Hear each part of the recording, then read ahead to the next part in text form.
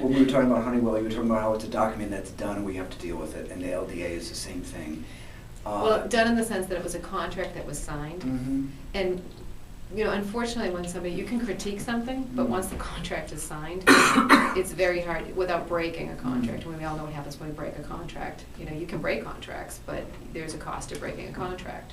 And it's you have to analyze that contract that you've accepted and see how it is that you can make it the best, and or salvage what is there so that you can minimize the cost.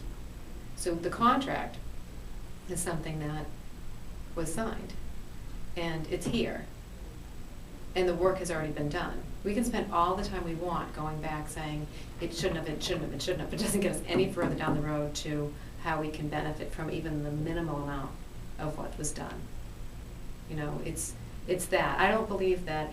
I'm one of the things that I like to say, especially when I go into a project, because again, just dealing with my private sector and the way I work with things is, I believe that you can spend all the time you want. When I go in to analyze something, I do analyze it, but there's certain things when you see repetitive natures of your when you're analyzing a project, and you see repetitive natures, same mistakes, same things happening, that you have to kind of say, okay, well, we know from here to here, we spent 6 months and we've got nowhere, and the same questions are being asked, so now we need to reset. We can't go back in those 6 months because those 6 months aren't giving us any more knowledge about that. So we reset the project to this phase today, and we start building out the solutions as to how you manage and minimize the rest of your investment into it so that you can basically either break even or find a path that you can actually close that gap. Because you can get something still from something, even if it's, you know, not what you thought was the best thing, you still can manage it and extract the best out of it. And you have to actually reset that project so that you don't spend all your time going backwards, because that backwards part just makes you tailspin in the wrong direction, and you're not going to get to the point where you close that gap and find something that you can actually, you know, benefit from. The contract was signed with an intention by one administration saying it was going to do something else, by another administration saying it's absolutely the worst thing that we've ever done, but we still have the contract. So there has to be a way that we find our kind of middle road to be able to take out what we have so that we can actually benefit from it. And we've all done some form of that kind of investment at some point in our life where we realize it probably wasn't the best investment, but we have to minimize it, move on from it, learn from it, and remember it. So we have contractual obligations because they were signed. You know, and sometime in another people can say, well, who did that? It doesn't even matter anymore who did it. All that matters is that you have to deal with it. So the same thing applies with the LDA. You have a contractual obligation. You come in as mayor. Do you start looking at how you unravel that obligation, or do you just watch it to see that it's carried out the way it was intended? I think with any change that you have, and the LDA would be a perfect example of change administration, that was built with the intention that there's no way that it's going to be the same administration. Maybe the goal was in one's mind that it would be the same administration to execute it, but it's going to take a long time for that to be done. And I don't know if that's realistic to believe it could have been one administration. So I do believe that that's a matter of sitting down with the partners and understanding our relationship, our goals, and making sure that we're managing that partner so that the citizens of Quincy are getting their investment.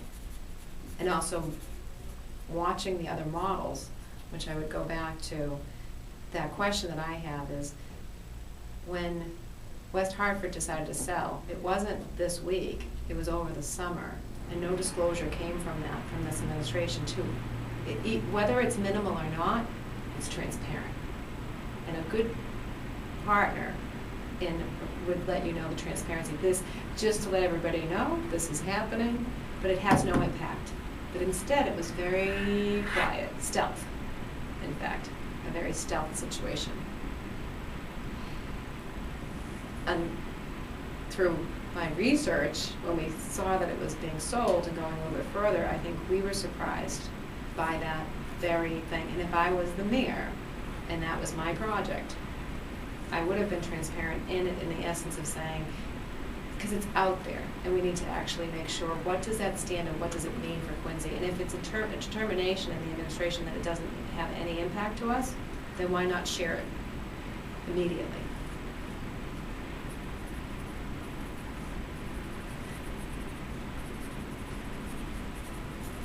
Sure. Just one.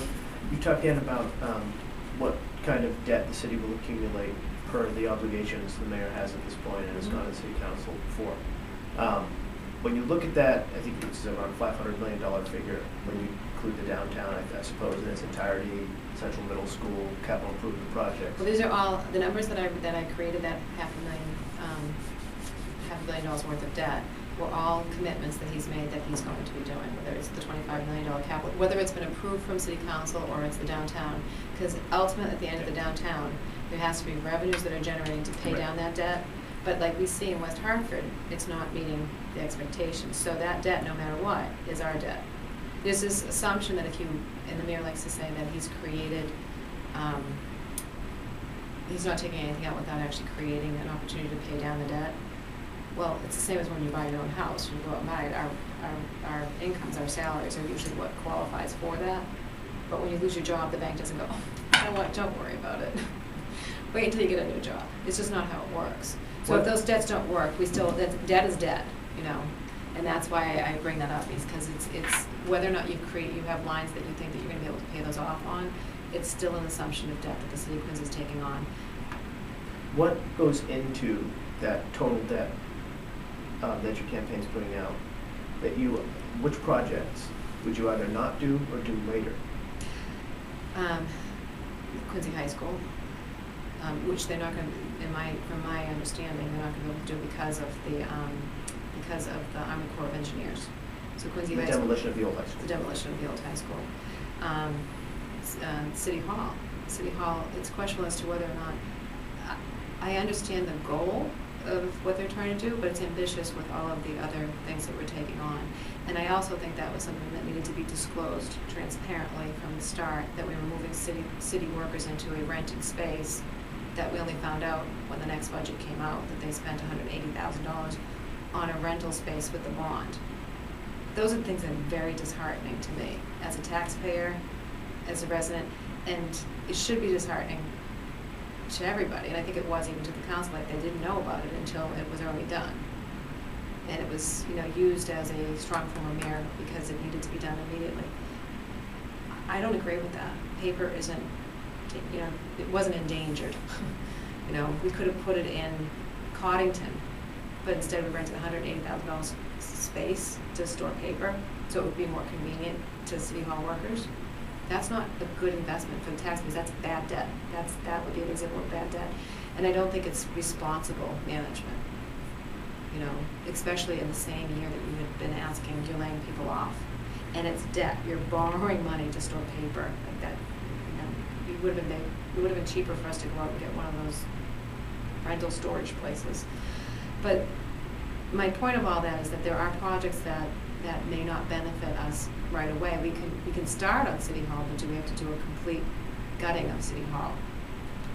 And if that was the case that we needed to do, maybe we should have actually,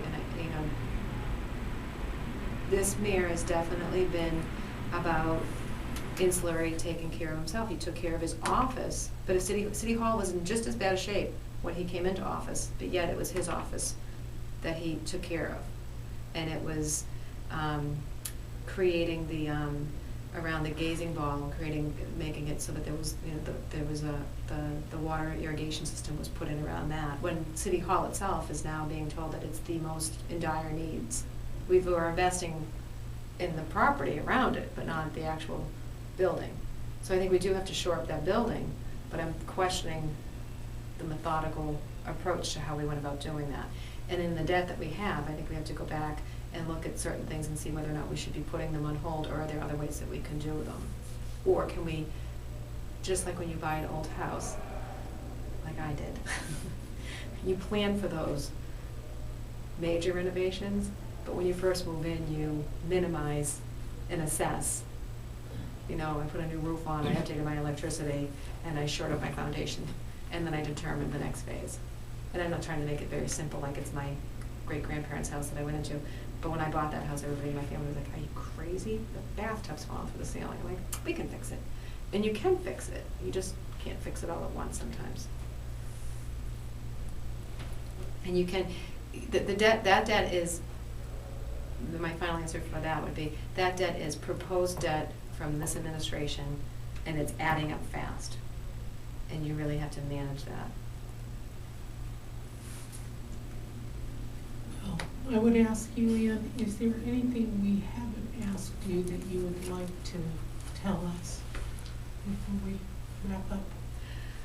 I can't think of anything you haven't asked, but I do think that a lot of times in these conversations, because I'm not the incumbent running, that it seems as though I'm being negative. Everything I've mentioned and everything we talk about are very factual. And I know it can be looked at as negative, but I'm not making up anything. They're factual things that this administration has done that I have questioned and has brought me to this race. My skill sets are very strong. It's a totally different world when you run for office, because it's a different approach to be able to get elected than to do the job. But my skill sets are strong, and I do think we need to do a top to bottom financial review of the city and be very open and transparent and execute a very good relationship with our constituents when we're taking on huge risks so they can understand where we're going. And I realize it's the job of the mayor to manage the city, and we need to do it right from the start. And I think also one of the other things that we didn't talk about was the enormous amount of litigation that's going on in the city. And we did talk about Nick Pulio, and we talked about Anne Mahoney, but a really big one was the civil service that we didn't talk about. And the fact is, we are appealing that now, and that's a cost to the taxpayers.